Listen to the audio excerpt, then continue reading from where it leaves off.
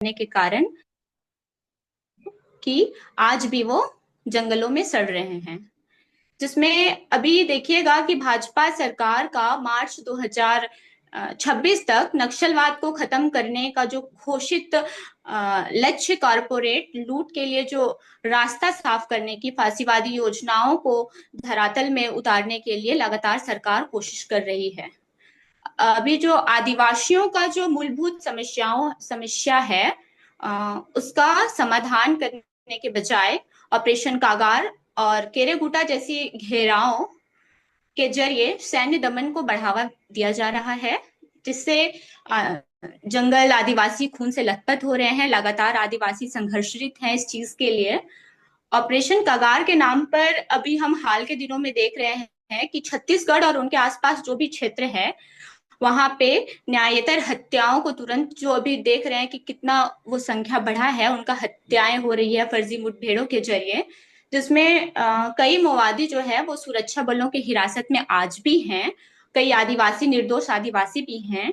और आदिवासी समुदायों के जो अधिकारों का व्यवस्थित तरीके से जो उल्लंघन हो रहा है, एक सोची समझी साजिश है। और इससे क्या है कि छत्तीसगढ़ के जंगलों और खनिज संपदा को बिना किसी रोक टोक के कॉरपोरेट लूट का शिकार बनाया जा रहा है। और क्षेत्र का जो सैन्यकरण है, दरअसल खनिज संसाधनों की लूट को छिपाने की एक चाल है, और जिसका कीमत आदिवासी समुदाय, छत्तीसगढ़ के आदिवासी समुदाय आज भी चुका रहे हैं। तो लगातार जो ये सब मामला हो रहा है, जो आदिवासियों पर जो लगातार जो हमला हो रहा है, माओवादी बताकर फर्जी मुठभेड़ करके, हम लोग उन सब चीजों को अभी हम लगातार कुछ दिनों से देख रहे हैं चीजों को। तो अब हम आगे का वक्तव्य रखने के लिए साथी क्लिफ्टन को हम आमंत्रित करते हैं कि साथी क्लिफ्टन अपनी बातों को रखें।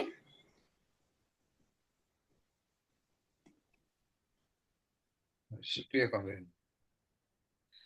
मुझे लगता है कि आज जो हम लोग यहाँ पर सब जुड़े हैं, जो भारत के मध्यमी भाग में, जहाँ छत्तीसगढ़ में, झारखंड में भी जो माओवादियों के विरोध के नाम पर आदिवासियों के ऊपर जो एक पूरा जंग सरकार ने वहां पर छेड़ी है, उसको थोड़ी बहुत चर्चा करने के लिए हम लोग आज, ये बहुत ही महत्वपूर्ण चीज है। मतलब आज अगर देखा जाए तो एक तरीके से एक युद्ध का एक माहौल है। एक तो जो एक घोषित युद्ध है और जो एक अघोषित युद्ध भी है। और अघोषित युद्ध अगर हम देखें तो पूरा जो केंद्र सरकार, आरएसएस का एक एजेंडा है, उसको लागू करने में जो दलितों के ऊपर, जो मुसलमानों के ऊपर बुलडोजर चलाई जा रही है, क्रिमिनल लॉ का इस्तेमाल किया जा रहा है अलग अलग तरीके से, जो पूरे समुदायों को अपना एक पूरा अधिकार से वंचित रखने का एक प्रक्रिया हम लोग देख रहे हैं। और दूसरा, जो आदिवासियों के ऊपर ये ऑपरेशन कगार के नाम पर जो एक घोषित युद्ध है, ये मतलब बिल्कुल ये बोल ही रहे हैं।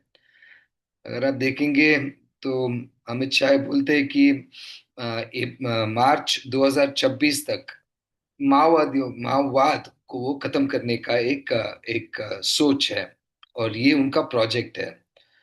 तो जब देश के गृह मंत्री खुद ऐसे एक डेडलाइन रखते हैं, और ये मतलब सोचने वाली बात है कि देश में गरीबी अ, मिटाने का कोई डेडलाइन नहीं है। देश में संवैधानिक मूल्यों को लोगों में लाने का कोई एक डेडलाइन नहीं है। ऐसे कोई भी चीज, या मान लीजिए भी ये भी कोई भी मतलब बीमारियों को देश से निकालने का एक डेडलाइन सरकार नहीं रख रही है। सरकार मात्र एक डेडलाइन रखी है कि ये जो माओवाद है, माओइज्म, उसको इस देश से ये खत्म करने करने की बात चल रही है, और वो अगले साल मार्च तक करेगी। और हाल ही में अमित शाह ये भी बोले कि शायद उससे पहले ही वो कर देंगे, मतलब आज को पूरा जो वो चल रही है। तो ये जब एक पूरा बात चलती है तो आश्चर्य बिल्कुल होता नहीं है। जो झारखंड, महाराष्ट्र और छत्तीसगढ़ में देख रहे, खास करके जो छत्तीसगढ़ में देख रहे, लेकिन ये भी है कि जैसे झारखंड में अप्रैल और मई में मुठभेड़ भी हुई थी, ऑब्वियसली फर्जी मुठभेड़ हुए, जिसमें 8 या 9 माओवादियों को फोर्सेस, सिक्योरिटी फोर्सेस ने मारा है। छत्तीसगढ़ में तो हम देख ही रहे हैं कि वहां पर गिरफ्तारी का मतलब नाम की कोई चीज है ही नहीं है। इतना जो वहां पर जो चल रही है सरकार, मतलब सिक्योरिटी फोर्सेस का जो पूरा एक ऑपरेशन चल रही है, उसमें आप गिरफ्तारियां नहीं देखेंगे आप। मतलब आप सिर्फ कहीं पर आपको मिलेगा, खबर मिल जाएगी कि कोई शायद सरेंडर किए हो। लेकिन अधिकतर जो न्यूज आता है वो ये है कि आ, इतने लोगों को मारा गया है, उतने लोगों को मारा गया है, इतने माओवादियों को मारा गया, उतने माओवादियों को मारा गया। और संख्या मतलब आप देख ही रहे हैं, वो बहुत ही चिंताजनक वाली एक एक परिस्थिति में आ गई है। कहीं पर जो है, जो ये सिर्फ मारने का एक एक एक पूरा एक कैंपेन जैसे केंद्र सरकार ने फोर्सेस के तहत छत्तीसगढ़ में चला रही है। और ये मतलब बिल्कुल स्पष्ट है, हम जो बोल रहे हैं ब्लड थर्स्टी वेंजेंसफुल, मतलब किसी भी हालत में कोई भी चीज प्रयोग करके कंप्लीटली एक डर का माहौल, एक दहशत का माहौल पैदा करने का एक पूरा कोशिश वहां चल रही है। मुझे लगता है जब हम लोग इस मुद्दे पर बात कर रहे हैं तो ये भी हम थोड़ा ध्यान में रखें कि ये एक श्रृंखला जैसे हम लोग देख सकते हैं, क्योंकि छत्तीसगढ़ बोला जाता है ना, Chhattisgarh is the rich land of the poor person. क्योंकि वहां पर इतने खनिज संपत्ति है, लेकिन उसके बावजूद वहां की गरीबी हम लोग सब जानते ही है। आप मान सारे जो इंडिकेटर्स आप ले लीजिए वहां पर, चाहे वो शिक्षा हो, से स्वास्थ्य हो, या मेल न्यूट्रिशन हो, एनीमिया हो, इन्फेंट चाइल्ड मोर्टेलिटी हो, मेटर्नल मोर्टेलिटी हो, ये सारे जो इंडिकेटर्स है, एक ये सारे इंडिकेटर्स में छत्तीसगढ़ काफी पीछे है। लेकिन ये खनिज संपत्ति में एकदम आबाद है। ये कहते हैं rich, the rich land of the poor person, that is Chhattisgarh.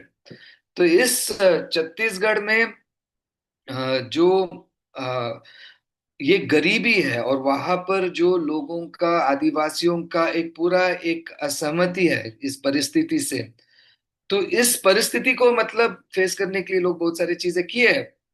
अब ये हम देख रहे हैं कि सरकार जो है, लोग का जो एक विरोध है, इसको किसी भी हालत में कुचलने का जो एक प्रयोग है, ये चलाती ही रही है। अब माओवादियों के विरोध में अगर आप देखेंगे तो 1991 में जन जागरण अभियान करके हुआ था, और वही महेंद्र कर्मा, जिसने कांग्रेस का नेता, जो सालवा जुडम को शुरू करते 2005 में, 1991 में वो जन जागरण अभियान शुरू करते। और यही है, मतलब ये सारे अभियान जो है माओवादियों के विरोध में है। और हम लोग उस श्रृंखला में ये भी देखते हैं कि वहां पर बढ़ती हुई एक मिलिट्रीकरण, सिक्योरिटी फोर्सेस का प्रेजेंस, खास करके 2009 के आसपास जब चिदम्बरम थे होम मिनिस्टर, और ऑपरेशन ग्रीनंट वो वहां पर चलाए थे, जो कंप्लीटली मिलिट्री एक ऑफेंसिव उस समय में देखे।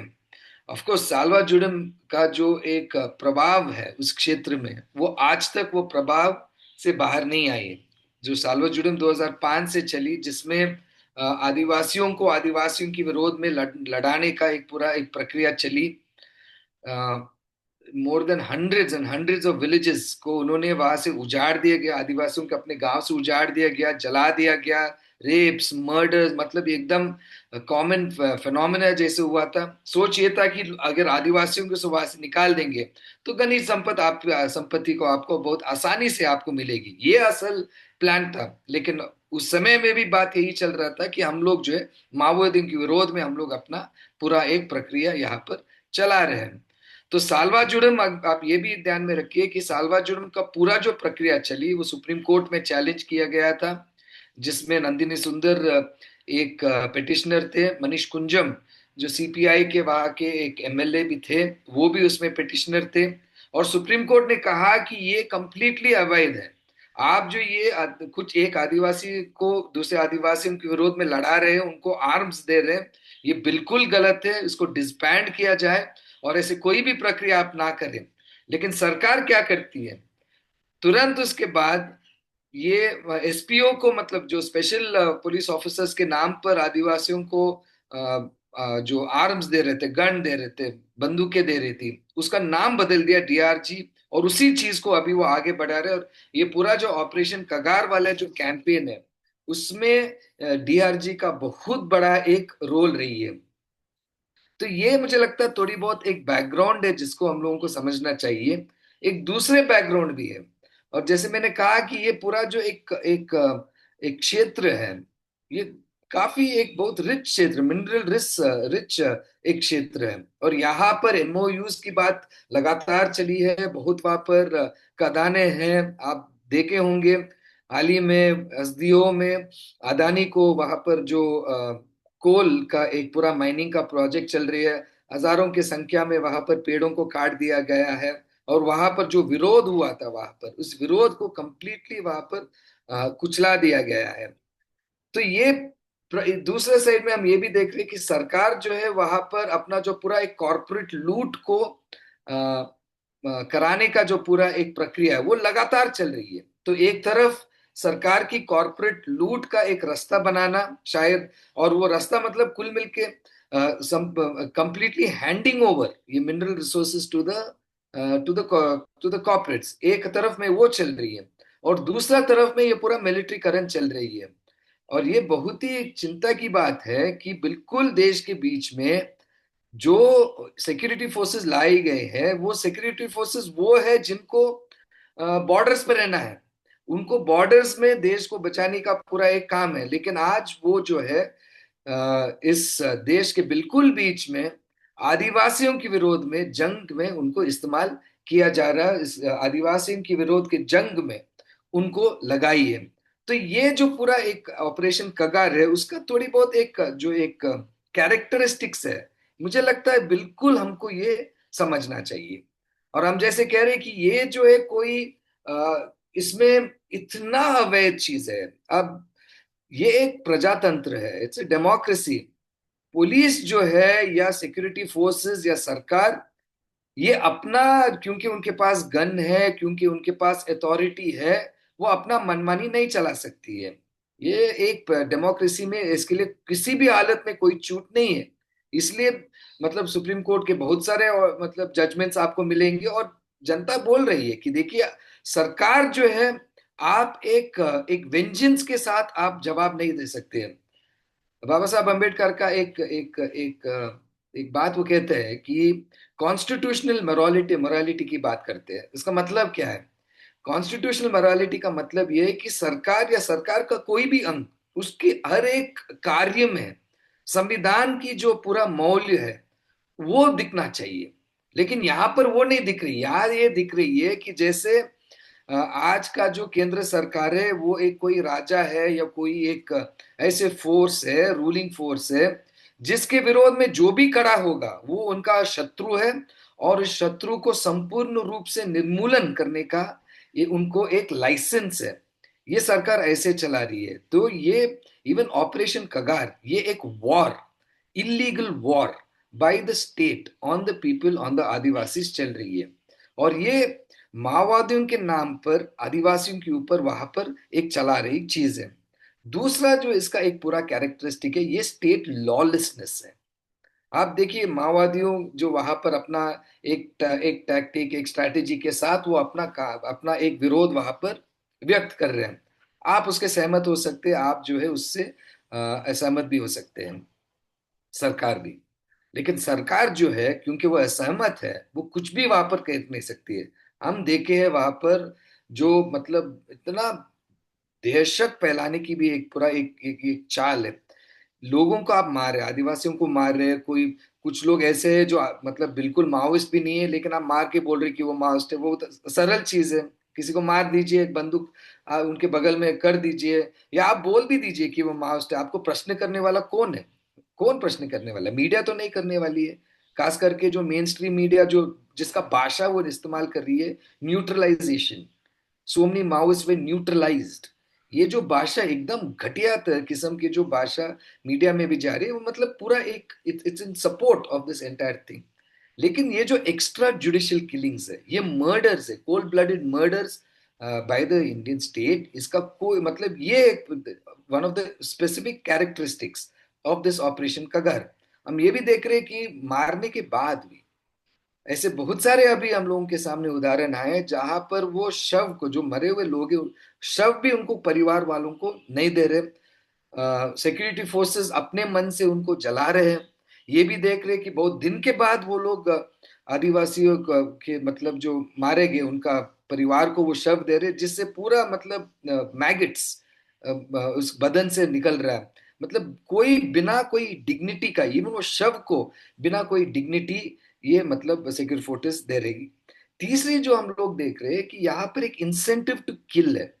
बार बार ये बात आ रही है कि इसको मारा तो ये 5 करोड़ का उनके ऊपर बाउंटी था, इसके ऊपर 50 लाख का पूरा बाउंटी था, इसके ऊपर 10 लाख के ऊपर बाउंटी था।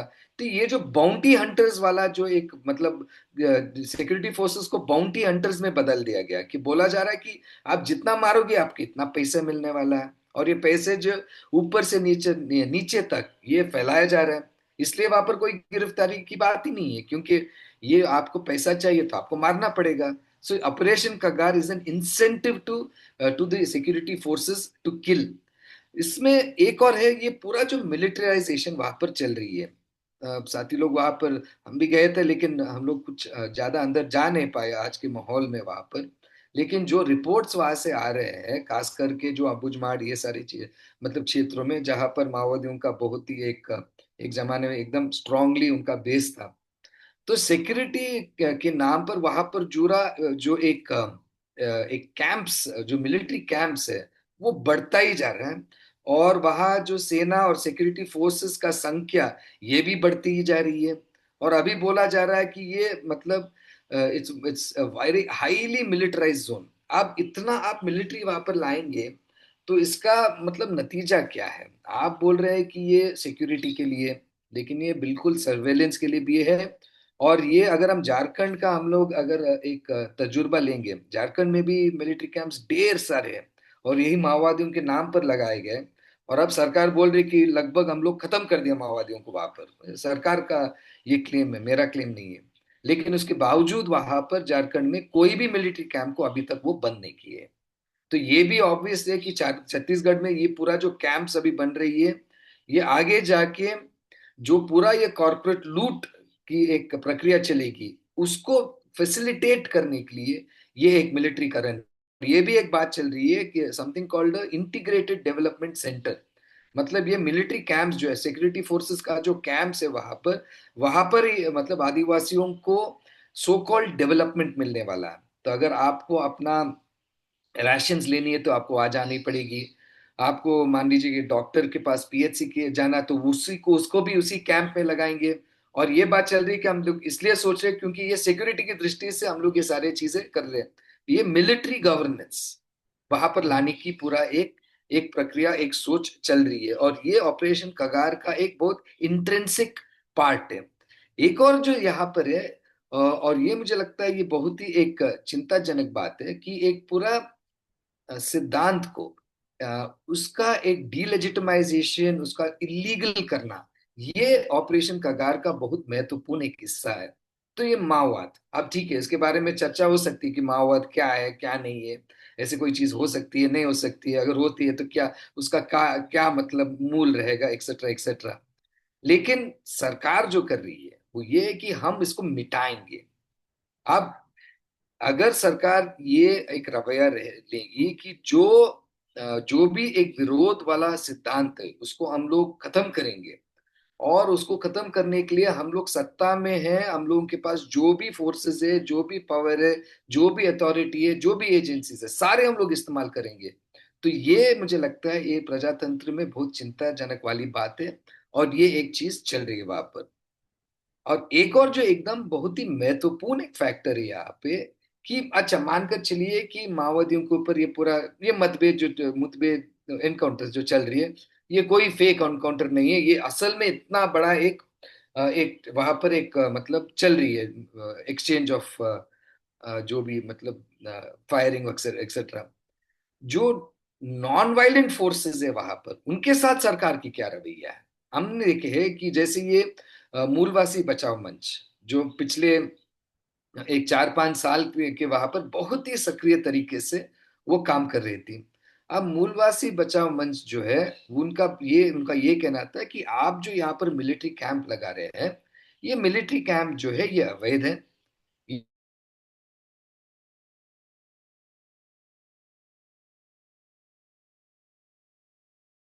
को आदिवासियों को, उसके अलावा पेशा कानून भी वहां पर लागू है। तो उनका कहना था कि आप अगर ये सारी चीजें यहाँ पर कर रहे हैं, आप जो खदान यहाँ पर बना रहे हैं, आप जो मिलिट्री कैंप यहाँ पर बना रहे हैं, ये पूरा कानून को उल्लंघन करके, संविधान को उल्लंघन करके आप कर रहे हैं। इस चीज को बिल्कुल हम लोग सहन नहीं करने वाले हैं। और सिक्योरिटी फोर्सेस आने का मतलब ये है कि आदिवासी बिल्कुल, उनका कोई भी एक फ्रीडम, स्वतंत्रता के साथ वो कहीं जा नहीं सकते, आ नहीं सकते, फॉरेस्ट में जाकर तेंदुए नहीं ले पा रहे, आना जाने में उनको बहुत ही हरासमेंट हो रही है, सेक्सुअल हरासमेंट हो रही है, रेप हो रही है, किलिंग्स हो रही है, बहुत सारे चीजें हो रही है। तो वहां पर एक संविधानिक इन्होंने एक विरोध शुरू किया। हजारों की संख्या में, मतलब 30,000 40,000 की संख्या में आदिवासी जो है अलग अलग कैंप के सामने बैठ गए और बोले कि आप इसको निकालिए यहाँ से। अब इसका सरकार का क्या रिस्पॉन्स रहा? सरकार का ये रिस्पॉन्स हुआ कि उस संगठन को इन्होंने बैन कर दिया। और उस संगठन के एकदम जो युवा प्रमुख नेता थे, सुनीता पोतम, रघु वगैरह, उन सारे लोगों को गिरफ्तार करके जेल में डाल दिया।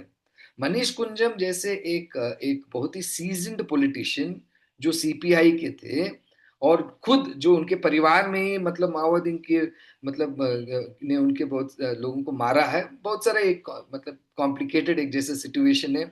और सालों साल से जो वहां पर एक डेमोक्रेटिक स्ट्रगल चलाते रहे हैं आदिवासियों के लिए, और वहां पर जो सर्व आदिवासी संघ है, संगठन है, उसका एक पार्ट भी है। अब उनके ऊपर रेड्स चल रही है, और इसलिए चल रही है क्योंकि वो पूरा जो तेंदुपत्ता में जो सरकार का एक मतलब पूरा एक जो करप्शन चल रही है, उस मुद्दे को वो उठा रहे हैं।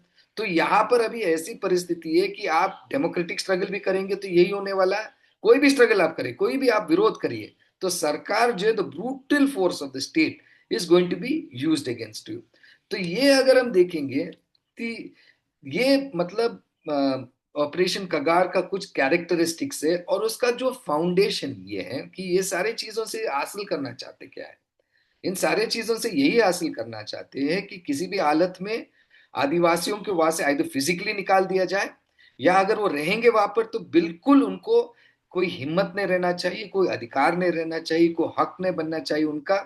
जल जंगल जमीन दूर, उनका मतलब वहां पर कोई विरोध व्यक्त करने का भी हक नहीं रहेगी। और सरकार जो है वहां पर जो एक खनिज संपत्ति है, इसको अपने मनमानी से वहां से वो निकाल सकती है। और हम देख रहे हैं कि अभी मतलब पूरा बातें चल रही है कि ये एमओयू अभी गढ़चिरौली में तो एक एमओयू ऑलरेडी ये साइन हो गई है, लेकिन बस्तर को लेकर भी, उस क्षेत्रों को भी लेकर अभी कुछ परियोजना की बात चल रही है, डैम का बात चल रहा है, और कोई मतलब आयरन ओर का बात चल रही है, बॉक्साइट का चल रहा है, टिन का चल रहा है। ये सारे चीज अभी ये एकदम स्पष्ट हो रहा है कि सरकार ये क्यों चला रहे हैं। अब मुझे लगता है कि इसमें दो तीन और चीजें जो हम बोलना चाहते थे। अब ये बहुत बार प्रश्न भी आती है कि आप, अच्छा ठीक है, तो ये जो माओवादी है और ये जो कर रहे हैं, आप लोगों का क्या सोच है इसके बारे में? मुझे लगता है कि देखिए, अगर हम इसको समझना चाहते हैं, वहां पर जो आदिवासियों को एक ऐतिहासिक जो एक हिस्टोरिकल जो एक इनजस्टिस जो उनको फील हुई है, वहां पर एक ऑपरेशन जो हुआ है, वहां पर एक सब्जुगेशन जो उनका हुआ है, ऑब्वियसली वहां पर एक ग्राउंड बनी थी जिसके आधार पर वहां पर माओवादी अपना एक संगठन बना पाए, अभी तक वो वहां पर टिक पाए। तो हम अगर, लेकिन मुझे नहीं लगता कि अगर हम लोग ये परिस्थिति को समझना चाहते, तो उसमें हम लोग या तो उस पूरा जो एक विरोध का एक एक टैक्टिक है, इसको हम लोगों को या तो रोमांटिसाइज करनी है या उसको डिमोनाइज करनी है। मुझे नहीं लगता इसमें कोई चीज हम लोग हासिल करेंगे। लेकिन मुझे इसमें हम लोग थोड़ा एक हिस्टोरिकल एक ओवरव्यू हमको लेना चाहिए, और हम लोगों का पॉलिटिकल असेसमेंट होना चाहिए कि ये जो एक ट्रेंड है, माओइस्ट ट्रेंड, ये पूरा जो प्रोट्रैक्टेड वॉर का जो उनका एक पूरा सोच है, ये इलेक्शन बॉयकॉट का जो उनका सोच है, उन चीजों का अगर हम चाहे तो हम लोग पॉलिटिकली हम लोग डिबेट कर सकते हैं। लेकिन उसके अलावा रोमांटिसाइज करना या उसको डिमोनाइज करना, ये मुझे लगता है ये उचित नहीं है, और बिल्कुल इसके लिए जगह नहीं होना चाहिए। इसमें ये इसलिए भी बहुत जरूरी है क्योंकि सरकार की दृष्टि में ये सारे चीजें जो एक डिफरेंसेस है ये बिल्कुल ब्लर होता जा रहा है, या मानकर चलिए उनको तो चिंता नहीं है। अब झारखंड जैसे राज्य में एक मुख्यमंत्री को वो जेल में डाले, सोरेन जी को, अरविंद केजरीवाल को जेल में डाले हैं। अब वो भ्रष्ट है नहीं है ये अलग बात है, ठीक है, इसमें हम लोग जा नहीं रहे, लेकिन ये है ऑब्वियस है कि उनको बिल्कुल ये एक मतलब लगता है कि जो भी पॉलिटिकल ओपोजिशन उनको उनको दिखता है, वो उस पॉलिटिकल ओपोजिशन को संपूर्ण रूप से वो डेमोलिश करने की सोच रही है। शुरुआत में वो कहे कि हम लोग कांग्रेस मुक्त भारत चाहते हैं, लेकिन ये कांग्रेस मुक्त वाला नहीं है, ये जो है ऑपोजिशन मुक्त वाला भारत है। और ये उनका जो पूरा एक फैसिस्ट एक आइडियोलॉजी है, फैसिस्ट उनका पूरा एक अप्रोच है, ये एकदम स्पष्ट तरीके से मुझे लगता है हमको ये उल्लेख होता है उसमें, ठीक है। और ये इस चीज को ये लोग सामने रखना चाहते हैं, इसीलिए अब देखिए, अर्बन नक्सल का मतलब क्या है? इतने सारे मतलब इतने बार इस मुद्दे पर अभी चर्चा हो गई है, राज्यसभा लोकसभा में प्रश्न भी उठी है कि आप बताइए कि अर्बन नक्सल कौन है, आप किसको आप आइडेंटिफाई किए हैं कि ये अर्बन नक्सल है, कुछ डेफिनेशन है क्या आपके पास? अभी तक तो कुछ था ही नहीं। लेकिन ये ऑब्वियसली है कि जो भी उनके विरोध में है, ये सारे अर्बन नक्सल है। और ये अभी आप समझ लीजिए कि उनका यही सोच है कि जो उनके साथ है सो है, और जो उनके विरोध में है वो अर्बन नक्सल है। और महाराष्ट्र में अभी एक नया कानून अभी आने वाली है, जो ये नया कानून उन्होंने पिछले साल इंट्रोड्यूस किया, जो महाराष्ट्र स्पेशल सिक्योरिटी बिल के नाम पर, जिसमें उन्होंने वो कहते हैं कि नक्सलवाद जो है शहरों में आ गई है, और शहर में बहुत ऐसे सारी इंडिविजुअल्स है, बहुत सारे ऐसे समूह हैं, संगठन हैं जो माओवादियों को सपोर्ट कर रहे हैं, तो उनको जो है टैकल करने के लिए हमको एक नया कानून चाहिए। तो महाराष्ट्र में ये अर्बन नक्सल वाला अभी एक कानून चाहिए। उनके लिए यूएपी अभी काफी नहीं रहा, उनके लिए जो नया बीएनएस बनी है, जो नया क्रिमिनल लॉ, वो काफी नहीं रही है। अब उनको एक और नया कानून चाहिए जिसके तहत वो हर तरीके के जो विरोध है वो सिर्फ ये बताकर कि आप माओवादी है, ये बताकर उनको कंप्लीटली सप्रेस किया जाए। ये चीज हम लोग देख रहे हैं। मुझे लगता है कि अल्टीमेटली हम लोग जो इस पूरा मतलब इस पूरा पॉलिटिकल सिचुएशन और इस पॉलिटिकल जो लैंडस्केप को हम लोग देख रहे हैं, इसको हम लोग ऑब्वियसली विरोध कर रहे हैं, इसमें कोई दो राय नहीं है। ये पूरा जो स्टेट और कॉरपोरेट का एक एक क्रूसेड जैसा चल रहा है छत्तीसगढ़ में, उसका हम लोग किसी भी हालत में विरोध करना ही पड़ेगा, क्योंकि ये माओवादियों के नाम पर आदिवासियों के ऊपर एक पूरा हमला चल रही है। और आपको एक चीज जरा ये बोलना भी पड़ेगा, क्योंकि ये पूरा जो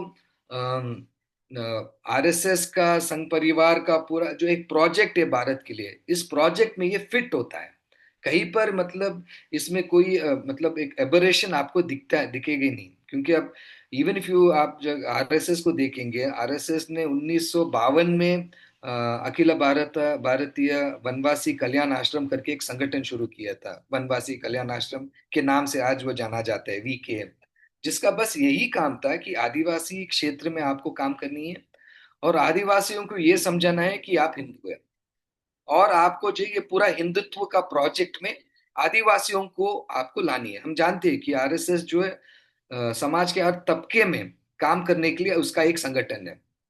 अगर बजरंग दल जो है दलितों के बीच में काम करने का उनका संगठन है, अगर विश्व हिंदू परिषद उनका स्वामी जीयों के बीच में काम करने का संगठन है, अगर बीएमएस भारतीय मजदूर संघ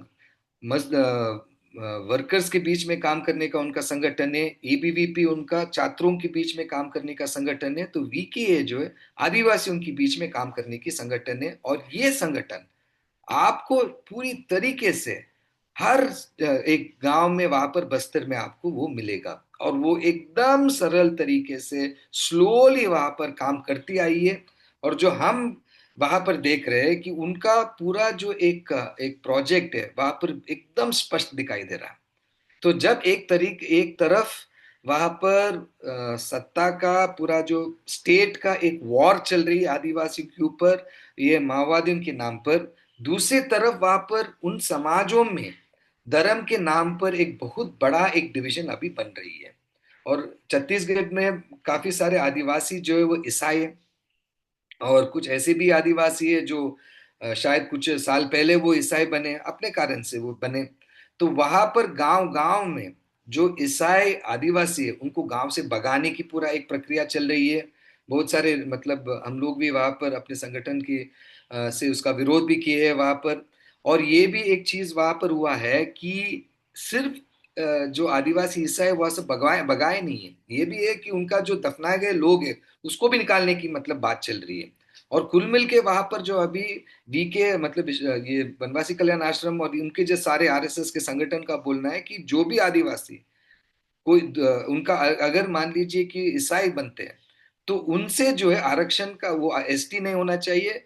और आरक्षण का पूरा जो एक लाभ है उनसे छीना जाना चाहिए। तो ये साइमल्टेनियसली चल रही है सारी चीजें। एक तरफ ये पूरा क्रोनी कैपिटलिज्म, ये पूरा कॉरपोरेट लोट, इसके लिए रास्ते बनाना, और दूसरे तरफ ये आदिवासी समूह समुदाय में पूरा ये जो हिंदुत्व का एक एक एक पॉइजन है उसको लाकर वहां पर रखने का एक पूरा चीज चल रही है। तो इस संदर्भ में मुझे लगता है कि हम लोग जो है बिल्कुल अपना आवाज हमको उठाना चाहिए, जोर तरीके से हमको उठाना चाहिए। हमको बोलना चाहिए कि सरकार जो है किसी भी हालत में ये जो ऑफेंस चला रही है उसको उनको रोकना चाहिए। ये इस मुद्दे को जो है बातचीत से उनको सुलझाना चाहिए, पॉलिटिकल सॉल्यूशन को ढूंढना चाहिए। बिल्कुल मतलब माओवादी अपने अपने तरफ से बहुत बार बोल चुके हैं कि देखिए हम बातचीत के लिए तैयार हैं। तो सरकार को भी मतलब बातचीत करें उनके साथ, और सिर्फ उनके साथ नहीं, पूरा बस्तर में छत्तीसगढ़ में डेमोक्रेटिक फोर्सेस जो है जो ये कॉर्पोरेट लूट के विरोध में अपने आवाज वहां पर उठा रहे हैं, उन सारे लोगों के साथ बातचीत करनी चाहिए। मूलवासी बचाओ मंच जो है उनके ऊपर जो बैन है उसको निकालना चाहिए, उन साथियों को बाहर लाना चाहिए डेमोक्रेटिकली। जो प्रोटेस्ट कर रहे थे उनके साथ भी मुझे लगता है सरकार को एक बात करनी चाहिए। किसी भी हालत में ये जो है ये जो मतलब जो एक पूरा युद्ध वहां पर जंग छेड़ी है सरकार उसको रोकना चाहिए। वहां पर एक सीज फायर होना चाहिए, ये डायलॉग डायलॉग शुरू होना चाहिए। दूसरा जो बहुत महत्वपूर्ण चीज जो होना चाहिए, वहां पर इतने सारे मतभेद हुए हैं, इतने सारे लोग जो मारे गए हैं, it has to be an answer, there has to be an answer to that. उसका एक इंक्वायरी होना चाहिए। ये सिविल सोसाइटी को वहां पर जाने की हक होना चाहिए, गांव गांव मिलने की जाने का एक अधिकार मिलना चाहिए। और पता करने के लिए ये जो इतने सारे आदिवासियों को मारा, ये क्या सचमुच में ये माओवादी थे या सचमुच में मतलब मारना ही एक ऑप्शन था। ये मतलब चीजें ये क्षेत्र को जो पूरा एक घेर लिया है, अभी जो पूरा सिक्योरिटी फोर्सेस ने घेर लिया इसको, ये घेर को they have to leave it, it should be free movement in area में। ये भी वहां पर जो आदिवासियों का जीविका के ऊपर एक बहुत बड़ा एक असर पड़ी है, तेंदु पत्ता से लेकर जो फॉरेस्ट में उनका आना जाना जो सारी चीजें हैं, इसको भी जो है सरकार को बिल्कुल ये सारे पाबंदियों को उनको निकालना चाहिए। और जो इतने सारे आदिवासियों को उन्होंने जेल में डाले, खास करके जो मूलवासी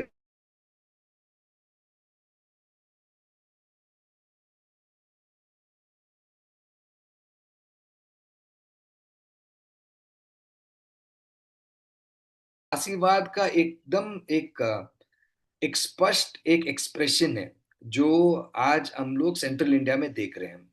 और इसका जो विरोध करना हम सब लोगों का एक कर्तव्य है और हमको बिल्कुल करना चाहिए। ये बिल्कुल हुआ है कि बहुत सारे विरोध प्रदर्शन हुआ है अलग अलग राज्यों में, अलग अलग मतलब संगठन से, कि सरकार जो बस्तर में कर रही है ये बिल्कुल सही नहीं है और बिल्कुल हम लोग इसके विरोध कर रहे हैं।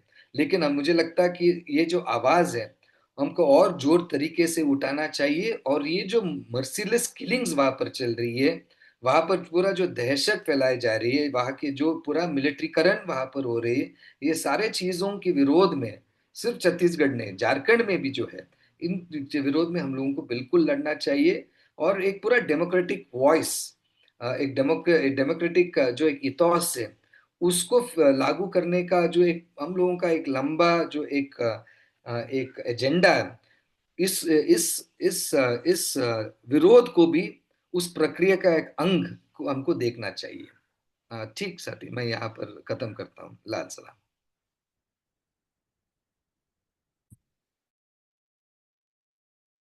धन्यवाद कॉमरेड। अभी अब इस सेमिनार में जो भी साथी उपस्थित हैं, अगर उनको कोई सवाल है स्पीकर से तो वो चैट बॉक्स में उस सवाल को पिन कर सकते हैं।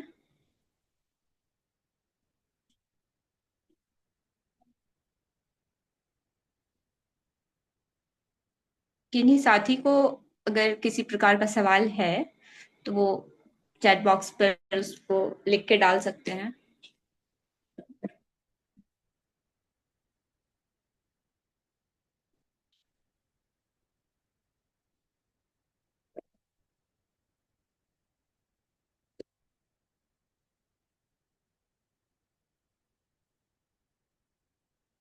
कुछ सवाल थे जो चैट बॉक्स में आए थे। मैं एक बार पढ़ दूं वो एक एक करके। पहला सवाल तो ये था कि how is it that a huge internal war is being waged against our own citizens and blatant human rights violations are taking place. Why have we not been able to stop it? ये एक सवाल था। आप एक के बाद एक लेंगे कॉमरेड, या फिर सारे एक साथ में पढ़ ये दूं? ये पहले ले लेते हैं एंड देन ये पहले ले लेते हैं। नहीं, मुझे लगता है कि देखिए ये आप आज के तारीख में आप देखिए देश का जो परिस्थिति है ये काफी हम लोग ऑब्वियसली बहुत ही चिंताजनक एक परिस्थिति है। अब मतलब हाल ही में बिहार में अब बिहार में चुनाव होने वाला है इस साल नवंबर तक चुनाव होना चाहिए, शायद उसके पहले भी हो सकती है। अब चुनाव की तैयारी जो है सरकार को करनी चाहिए, इलेक्शन कमीशन को करनी चाहिए। अब ये तैयारी कैसे कर रहे हैं? ये तैयारी अब बिल्कुल एक डिमोनेटाइजेशन जैसा एक चीज है, एक बॉम्ब जैसे बिहार पर अभी डाली है कि बिहार में जो भी व्यक्ति वोट करना चाहता है वो व्यक्ति जो है 25 तारीख के अंदर एक एनरोलमेंट फॉर्म उसको भर के इलेक्शन कमीशन तक पहुंचानी है। और अगर वो व्यक्ति जो है 2003 का जो इलेक्शन फॉर्म है, इलेक्शन रोल है, उसमें उनका नाम है, तो उस इलेक्शन रोल का एक एक्सट्रैक्ट फोटोकॉपी भी उसको उस फॉर्म के साथ देना चाहिए। और मान लीजिए कि वो 2003 के बाद भी अगर वो मतलब चुनाव की लिस्ट में वो आ गए तो उसका भी एक्सट्रैक्ट उसको देना चाहिए। और अगर कोई व्यक्ति आज युवा है, वो बिल्कुल फर्स्ट टाइम एनरोलमेंट करना चाहता है, तो व्यक्ति जो है अपना एनरोलमेंट फॉर्म भी देना है, उसको प्रूव करनी पड़ेगी कि वो इस देश में पैदा हुआ है, बिहार में पैदा हुआ है, और उसको ये भी प्रूव करना पड़ेगा उसके माता पिता बिहार में पैदा हुए। उसके लिए सारे डॉक्यूमेंट्स उनको देनी पड़ेगी। अब देखिए ये एक जंग है, this is again another is an attack on the voting rights of the people of Bihar. कि किसी भी हालत में हम जो है संख्या घटा देंगे। जो इतने लाखों की संख्या में प्रवासी मजदूर अलग अलग राज्यों में है बिहार के, उनका क्या होने वाला है? उनको वोट नहीं दिया जाएगा क्या? वो तो साल के 3 महीने 4 महीने 5 महीने बाहर रहते हैं, उसके बाद गांव आते हैं, लेकिन आज वो मतलब बिल्कुल उनको वोट करने नहीं देगा क्या? See this is another form of attack. आप मुसलमानों की परिस्थिति देश में देखिए। मुसलमानों की परिस्थिति ये है कि आप बिल्कुल अभी they are the becoming the new Dalits of India. Second class citizenship, दलितों का परिस्थिति तो और बिगड़ता ही जा रहा है। जो दलितों का जो ऊपर जो वार जो उनकी छीना जा रहा है अपॉर्चुनिटीज, आरक्षण के ऊपर जो अटैक्स, ये सारी चीजें अगर हम देखेंगे, so there is a virtually an attack on every section of society of India society. The working class is going to go on a strike on the 9th of July।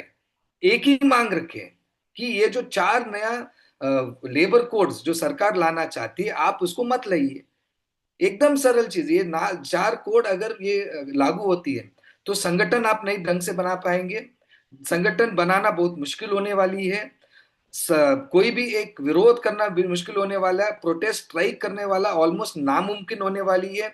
Minimum wage के ऊपर attack है, women workers के ऊपर एक attack है, completely जो basic rights है working class का, इसके ऊपर एक अटैक है। कुल मिलके वर्कर्स को जो है एक नया जो एक मतलब स्लेवरी में ले जाने की बात है। So generally there is a crisis in this country and this is what an fascist attack looks like. A fascist attack is on every section of society. It's also on every aspect of Indian society. It is not just on the political front. It is on the cultural front. It is on the economic front. It is on the social front.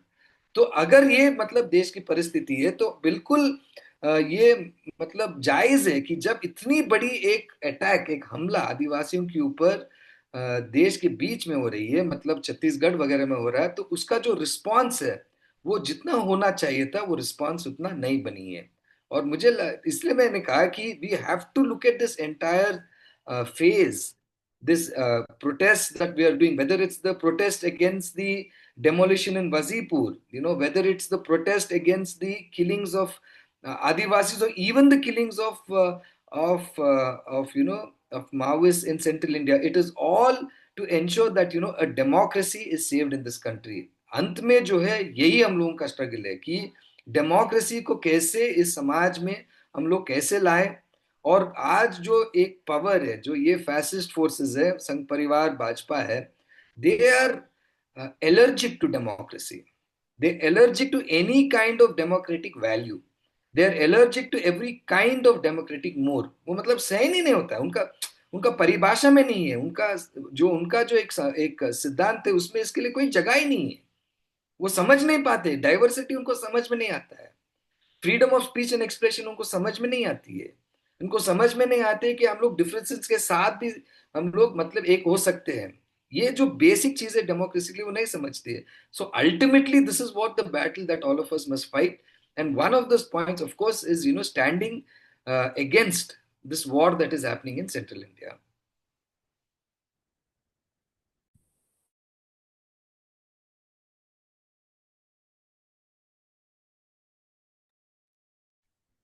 Comrade, the next question is, the RSS Vanvasi Kalyan Ashram has been able to ideologically penetrate into Adivasi areas.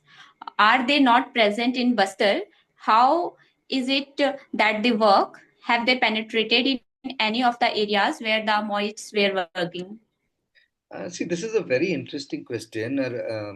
I'll answer in Hindi, no, Vibha, comrade? Hindi में चला। Yes, comrade Sio. ना, ये जो एक बहुत महत्वपूर्ण प्रश्न है। There is an interesting book that's come out recently, I think it's called Adivasis और मूलवासीज, जो अभी आई है। मतलब I recommend it, I have read it, it's a good book. It's one of the मतलब one of the few books that I have seen that looks at, that tries to understand the work, the daily work of Vanvasi Kalyan आश्रम। ये किताब जो है आदिवासी या मूलवासी, ये मतलब बहुत जरूरी एक किताब है, क्योंकि ये जो वनवासी कल्याण आश्रम का दिन ब दिन जो वो काम करते हैं उसके ऊपर है। तो मतलब हम लोगों को उनका जो एक पूरा प्रोग्राम है हम लोगों को इससे समझ में आती है। लेकिन कुल मिल के यही बात है कि आरएसएस नहीं मानती है कि इस देश में कोई आदिवासी है, तो इसलिए वो कभी भी आदिवासी करके उनके मुंह से कभी नहीं आती है। वो या तो ट्राइबल बोलेंगे, या जनजातीय बोलेंगे, या मूलवासी बोलेंगे, लेकिन उनके तहत जो है सब लोग मूलवासी है यहाँ पे। सिर्फ ईसाई और मुस्लिम्स को छोड़ के बाकी सारे लोग यहाँ पर मूल निवासी है। तो इसी के कारण आज भी केंद्र सरकार जो है बहुत सारे जो इंटरनेशनल कवेनेंट्स है आदिवासियों के हक में, आज भी उसको साइन नहीं करती है, क्योंकि वो बोलते हैं कि इंडिजिनस पीपल तो सभी है यहाँ पर सिवाय क्रिश्चियंस एंड मुस्लिम्स। तो ये मतलब सिर्फ एसटी के लिए हम लोग ये कुछ एक्स्ट्रा प्रोटेक्शन नहीं दे सकते। That's the fundamental understanding of the संघ परिवार। अब संघ परिवार जो है उनका जो कामकाज है, अलग अलग जो वीके के आधार पर जो उन्हें काम किया है, बिल्कुल सेंट्रल इंडिया में उड़ीसा, झारखंड, छत्तीसगढ़, आंध्रा, तेलंगाना, ये पूरा जो एक आदिवासी बेल्ट, महाराष्ट्र, गुजरात, इस पूरे बेल्ट में वो बहुत ही एक्टिव एक ऑर्गेनाइजेशन है। उनके बहुत सारे कार्यकर्ता, ढेर सारा पैसा आता है उनके पास वहां पर काम करने के लिए। वो शालाएं चलाते वहां पर, कुछ मतलब सर्विस का काम करते, ये सारे चीजें करते। वो कभी भी जल जंगल जमीन की बात नहीं करेंगे, वो विस्थापन के विरोध में बात नहीं करेंगे। लेकिन ये पूरा जो एक वेलफेयर ओरिएंटेड बात और आइडियोलॉजिकली जो एक एक एक कंसेंसस आदिवासियों में जो बनाने की बात वो करती है। इसलिए आप देखिए थे आज ऑब्वियसली हम लोगों के देश में जब एक राष्ट्रपति एक महिला आदिवासी बनी तो लगा कि ये सही है, क्योंकि इतने साल में एक महिला आदिवासी मतलब राष्ट्रपति नहीं बने। लेकिन आप उनकी बात सुनिए, राष्ट्रपति जी भी जो है वो कभी भी ये सारी चीजें नहीं बोलते हैं। ये जो भी है वो आरएसएस का ही भाषा है। तो वनवासी कल्याण आश्रम का बहुत ही एकदम फोकस तरीके से काम हुई है, और इसके कारण वो बहुत एक पेनिट्रेशन आदिवासी इलाके में वो कर पाए और बस्तर में भी वो कर पाए।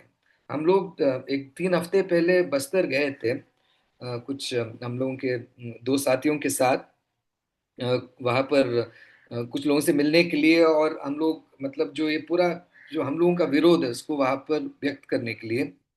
तो वहां पर कुछ ईसाइयों से भी हम मिले थे, और वो हमको बोल रहे थे कि अ, बहुत सारे गांवों में वनवासी कल्याण आश्रम के नाम पर संगठन नहीं चलती है वहां पर। बजरंग दल भी हो सकती है, या कोई और लोकल में कोई एक नाम पर वहां पर संगठन चल सकती है, लेकिन ये बिल्कुल स्पष्ट है कि ये जो एक विचारधारा, ये जो हिंदुत्व का सोच है और आदिवासियों का, सॉरी, उनके जो परिकल्पना है मूलवासी का, जनजातियां का, ये जो एक पूरा चीज है, ये बिल्कुल ये इंडोक्ट्रिनेशन आदिवासियों के बीच में हो रही है। और उनका ये कहना था कि ये बहुत ही चिंताजनक वाली बात है, और ऑब्वियसली वो है।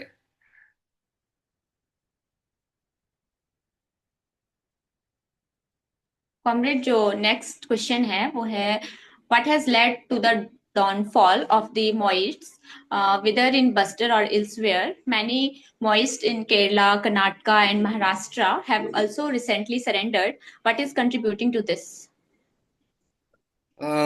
See, that's a subject in itself.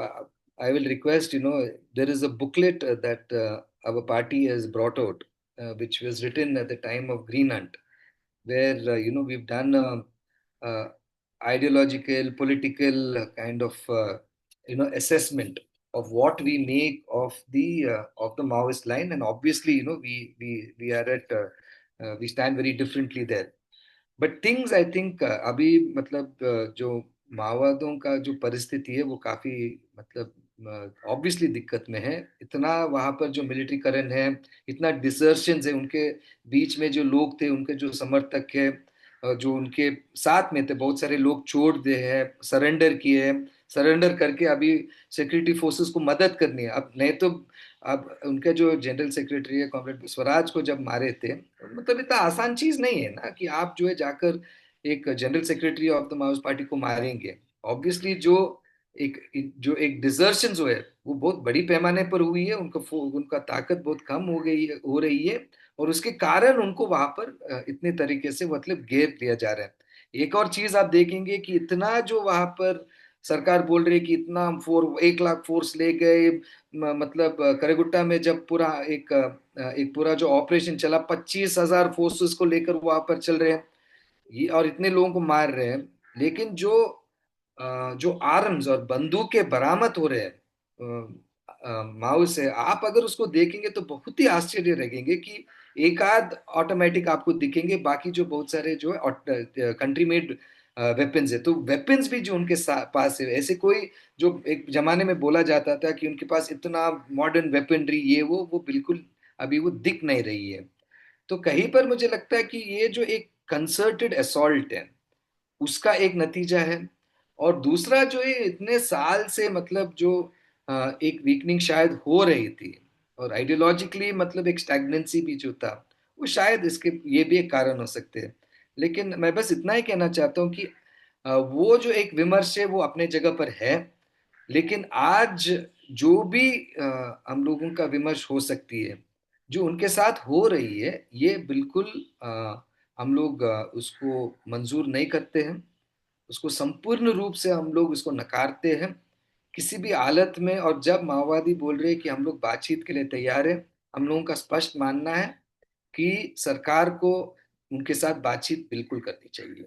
ये इस तरीके से जो लोगों को मारा जा रहा है, माओवादियों को भी जो मारा जा रहा है, इसको हम लोग किसी भी हालत में इस चीज से हम लोग सहमत नहीं है। अच्छा विभा कॉमरेड, यस एक कॉमरेड। एक क्वेश्चन मुझे डायरेक्टली आई है, मैं जी। पढ़ देता हूँ, इसको मैं ओके। ले लूँ, इसको ले लूँ। हाँ comrade. Student and teachers gatherings are reported as some disruptive activity by local intelligence. Students and professors are even afraid of having photographs being published. ना ये बिल्कुल ऑब्वियसली आज एक सर्वेलेंस स्टेट जैसे मतलब लगता है, और बिल्कुल डर लग रहा है कि आप कुछ भी करें तो जो स्टेट है, रूलिंग क्लास है, आपके ऊपर टूट पड़ेगी और उसके पास जो भी ताकतें हैं वो आपके ऊपर इस्तेमाल करेगी, और वो कर रही है। आप सरजील को देखिए, उमर खालिद को देखिए, आप जो है गुलफिसा को देखिए, बहुत सारे जो एकदम ब्रिलियंट माइंड्स, यंग मुसलमान जो कार्यकर्ता थे, जो सीए के विरोध में इतना बड़ा एक जंग, मतलब एक एकदम डेमोक्रेटिक एक स्ट्रगल वो लोग चला रहे थे। 5 साल तक आज वो सब जेल में है, उनका केसेस कहीं भी नहीं गई है, और आज भी उनका जो बेल का पिटिशन है मजाक बनाकर रख दिया है ये पूरा व्यवस्था ने, जुडिशरी ने, कि 10 बार आप उसको सुनेंगे, जज फिर ट्रांसफर होगा, जज चेंज होगा, और फिर से वो प्रक्रिया आपको शुरू करनी पड़ेगी। ये बिल्कुल मतलब एकदम एक इट्स सच इनजस्टिस हम लोग देख रहे हैं। और ये मतलब बहुत जगह आपको मतलब ये दिखने को मिलेगा कि जहां पर भी प्रतिरोध है, खास करके ये पूरा जो फांसीवाद का एक दौर में, उसको कुचलने का सरकार जो हर तरीके अपना रही है।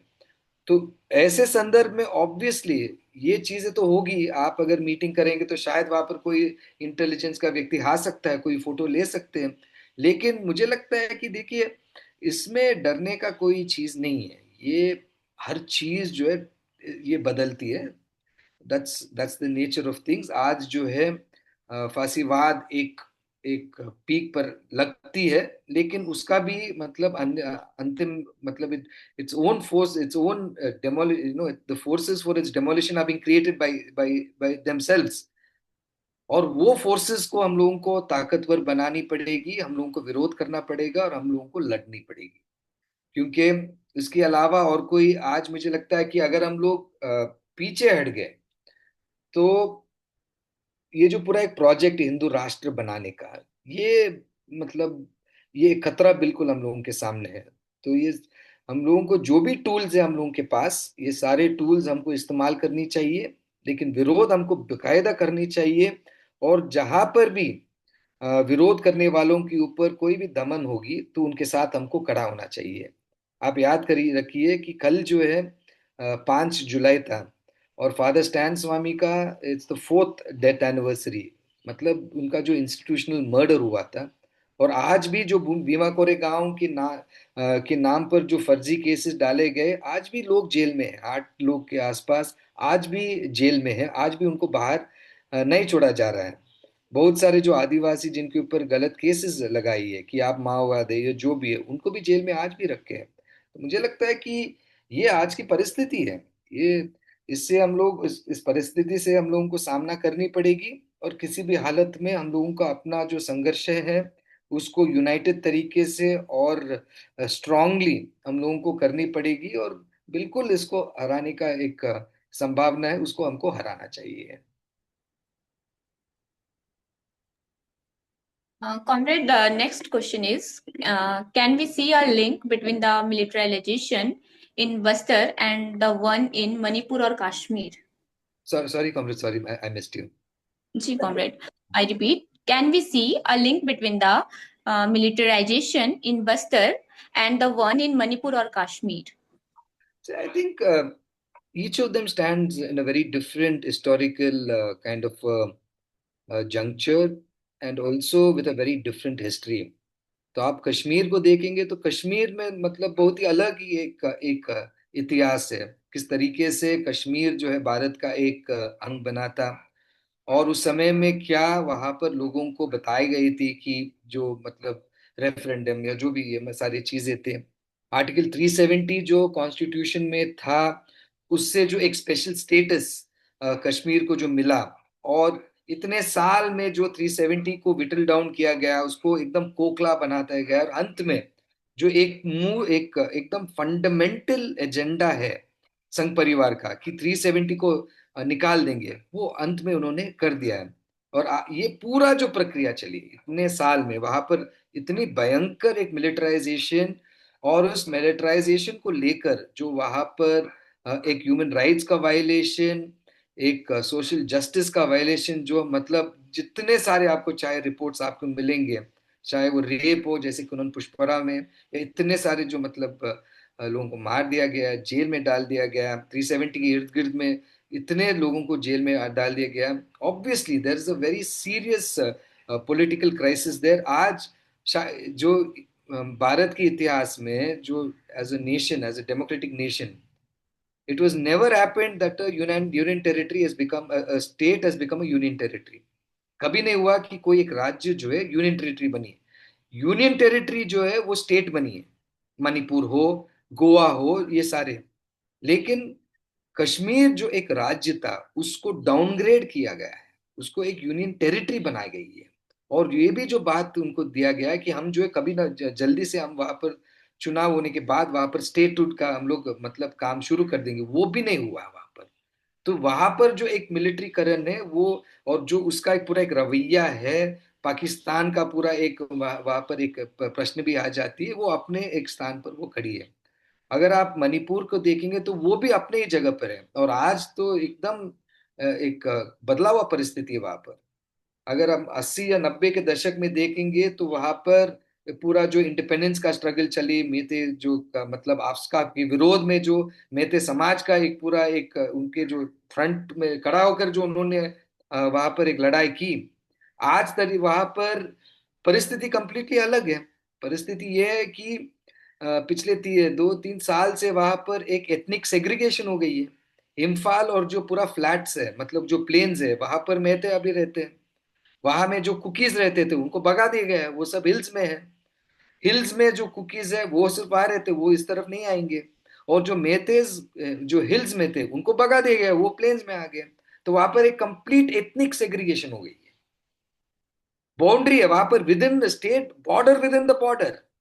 आपको नहीं मिल दिखा, हम जब गए थे वहां पर, आपको border with in the border है। आप इम्फाल से अगर मान लीजिए कि कांगपोकपी जाना चाहते हैं या चुरचांदपुर जाना चाहते हैं, तो आपको जो है पहले मेतियों का एक एक बैरियर होगा, वो चेक करेंगे कि आप क्या लेके जा रहे हैं। उसके बाद आर्मी का बैरियर है, उसके बाद कुकीज का बैरियर है।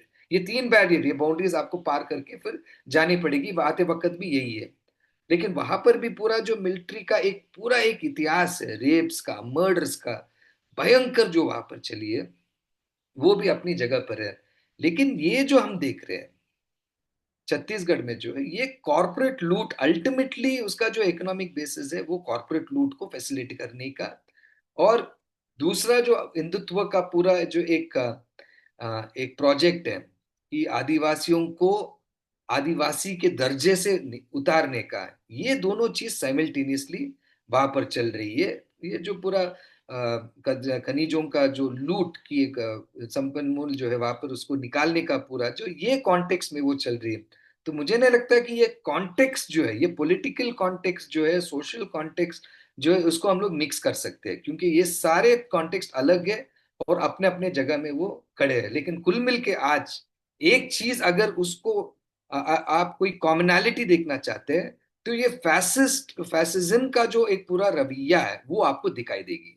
370 को रद्द करना, और रद्द करने का जो पूरा एक तरीका था, दहशत फैलाने का, मिलिट्री को बढ़ाने का, वहां पर इनक्रेडिबल अमाउंट ऑफ टेरर जो वहां पर किए, वही टेरर आपको जो है छत्तीसगढ़ में मिलेगी, और वही टेरर आज मणिपुर में भी हमको दिख रहा है, लेकिन एक अलग तरीके से हमको दिख रही है वहां पर। कॉमरेड, ये 2-3 प्रश्न यहाँ पर है चैट बॉक्स में, उसको लिया जाए। हाँ कॉमरेड, ले सकते हैं। एक प्रश्न यहाँ पर है कि BJP Karnataka posted the image of Amit Shah who placing up cauliflower on the grave of Naxalism, which was a reference to Bhagalpur violence.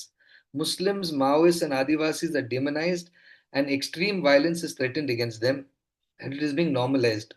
How do we politically defeat such extreme narratives? I think I'm just repeating myself. The democratization of Indian society is a very fundamental task. Now, how you achieve that is something that there will be different approaches to it depending on the different kinds of political ideologies that you subscribe to. But ultimately, if you look at it, I think we are at a phase almost similar to the struggles that happened during Indian independence, where you had the different streams of ideological thought coming together for a common goal of obviously there was, there were differences in that as well, where the communists also believe, Bhagat Singh, for instance, that it's not just the struggle against the Gora Sahib, it's the struggle against the Kala Sahib as well, the capitalism as well. Baba Sahib Ambedkar saying that, see, this is a struggle against Brahmanism and capitalism. So each of them came with their own with their own obviously kind of essentials, as it were. But the aim was more or less the same. I think at this point in time, we really require a very concerted kind of a struggle against this fascist assault if we are going to save this country. This country needs a saving. These people need a saving from these fascist forces. And for that, I believe that we really need to be open to kind of united fronts on in every front where we can take on these forces. That's the only way we can do it. We cannot separate out the struggle. Say, the annihilation of caste has to be as important a struggle for us today as should be the fight against patriarchy, as should be the fight against the subordination of Muslims, as should be the second classing of Christians, as it should be the struggles of the working class, the farmers, etc. Ultimately, it is all these struggles with progressive kind of approaches, with progressive mindsets that can actually create some kind of a democratic sentiment in this country. And that, I think, is something that we have to really do. एक और प्रश्न आई, the other question is, democracy as an institution has failed in the country. We have seen in the Congress regime how Congress used democracy and its institutions to attack on Muslims, Dalits, Adivasis. Now BJP is using democracy for the same purpose. So how are we seeing democracy in today's times, and what type of democracy are we talking about? I think मैं हिंदी में मैं बोल देता हूँ जो मैंने कहा कि ये जो प्रजातंत्र की बात है, ये एक ऑब्वियसली बहुत ही एक आज हम लोग बहुत चिंताजनक की परिस्थिति में है. हम कह रहे थे कि आज अगर हम लोग प्रजाप्रभुत्व की बात कर रहे हैं या प्रजासत्तात्मक एक सोच की बात चल रही है, तो एक यूनाइटेड फ्रंट का बहुत ही एक बड़ी जरूरी है. और ये जो एक फांसीवाद का जो एक हमला है, उसको अगर हम लोगों को सामना करना है, तो हर हर तरीके के जो इसका हमला हम लोगों को फेस करनी पड़ेगी, हमको हरानी पड़ेगी. चाहे वो जाति विनाश की बात हो, पितृ प्रधान व्यवस्था है उसको विरोध करने की बात हो, या जो वर्किंग क्लास के ऊपर हमला की बात हो, किसानों की बात हो, ये सारे फ्रंट में हम लोगों को एकत्रित रूप से ही हमको इसको विरोध करनी पड़ेगी. तब जाकर जो हम लोगों की दृष्टि से एक डेमोक्रेसी है, वो यहाँ पर लागू बन सकती है.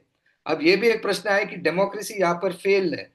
अब फेल है पास से, या अब देखिए ये, अब ठीक है, हम उसमें मुझे ये पास फेल वाला, मुझे मतलब इतिहास को हम लोग उस दृष्टि से हम देख नहीं सकते मेरे अंदाज में.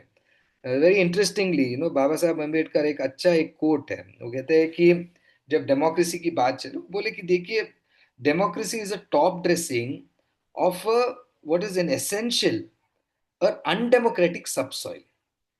तो जिस देश में, जिस समाज में जाति जैसे एक व्यवस्था है, अब जाति जो एसेंशियली अनडेमोक्रेटिक है, बाबा साहब कहते हैं एंटी नेशनल है, ये किसी भी हालत में समानता वो नहीं मानती है, एकता को नहीं मानती है, एकजुटता को वो नहीं मानती है. जाति व्यवस्था वही है, और वही एक डोमिनेंट एक सेंटिमेंट है, वही एक डोमिनेंट आइडिया है. पेट्रियार्की भी वही है कि आप मानकर चल रहे कि किसी भी हालत में महिलाओं को कोई समानता नहीं मिलेगी. These all dominant ideas. अब इसके विरोध में अगर हम लोग अपना लड़ाई नहीं चलाएंगे, तो कोई भी मतलब डेमोक्रेसी का एक सेंटिमेंट इस देश में कैसे आएगा? डेमोक्रेटाइजेशन ऑफ इंडियन सोसाइटी मतलब एक बहुत सीरियस टास्क है, और इस टास्क को मुझे लगता है हम लोग, कांग्रेस बीजेपी छोड़ दीजिए, ये हम लोगों को करनी है. ये हम लोगों का टास्क है. हम लोग जो इस देश के बारे में जिनको चिंता है, इस अपने लोगों से जिनको प्रेम है, हमको ये सोचना चाहिए, हमको ये करनी चाहिए. और कांग्रेस ऑब्वियसली जो आप मतलब उसको इस्तेमाल किए, इमरजेंसी कांग्रेस ने कराई, इसमें दो राय नहीं है. 50 साल का उसका एनिवर्सरी अभी गई है. लेकिन आज हम ये अगर कहेंगे तो कांग्रेस वो किए, और वही कांग्रेस आज नहीं है. जिस पावर के साथ उस समय में ये चलता था कि India is Indira, Indira is India, आज बोलते कि India is Modi, Modi is India. लेकिन उस समय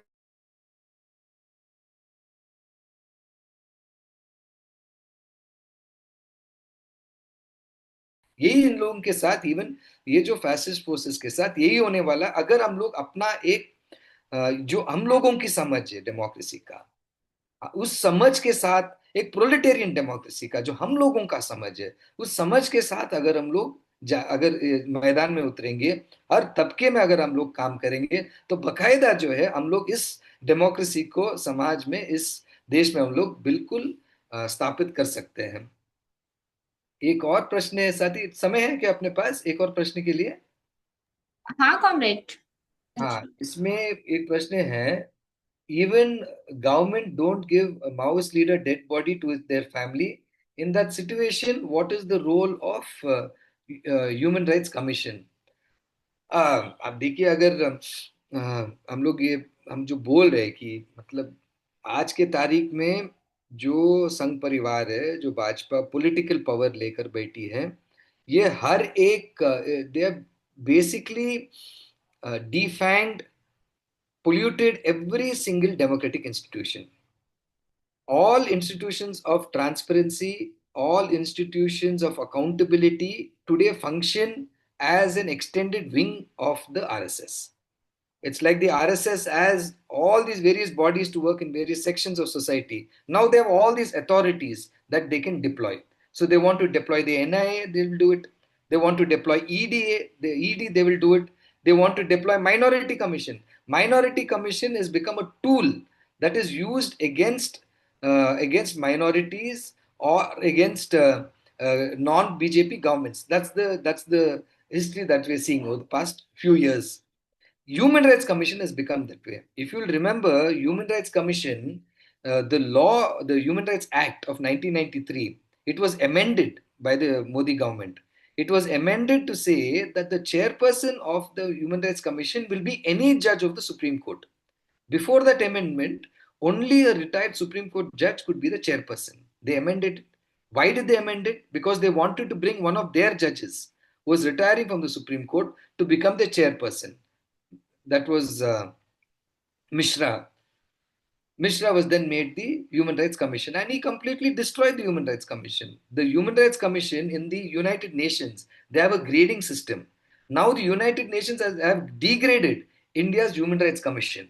So the Human Rights Commission is not going to do its work. But then what do? I think even if the Human Rights Commission is behaving this fashion, we cannot let that go. Every single forum, every single authority, every single section of society is where we should be fighting. So even in these authorities, we should be fighting. We must hold them accountable for what they're doing. It is unacceptable that the bodies of Comrade Baswaraju and the 4 other Maoists who were murdered by the Indian state was not given to their families. It is unacceptable that in a democracy, something like this happened. And the kind of protest that happened after that, the kind of resistance that people showed, the kind of dissent that people showed after that, it meant that the Indian state after that has not done it again. It has not repeated. All the other Maoists who've been killed after that, and these are top leaders of the Maoists who were killed, Central Committee members who were killed, they have now decided that they're going to return their bodies to their families. So I think, whether the Human Rights Commission performed its role or not, to an extent, I think civil society, all organizations, they raised their voice very importantly at that time. And hopefully, that is something that has had, put some pressure on the Indian state. काफी informative था comrade आपकी बातें, और एक political perspective दिया है आपने, उसके लिए धन्यवाद। आयशा से हम हर अन्याय के खिलाफ लड़ेंगे और हर वंचित समुदाय के साथ खड़े हैं, और ऐसे वेबिनार और भी आयोजित होते रहेंगे, तो लोग जुड़ते रहें। इस बात के साथ ही इस वेबिनार को आज समाप्त करते हैं। Okay comrade, thank you so much. लाल सलाम कॉमरेड। लाल सलाम कॉमरेड।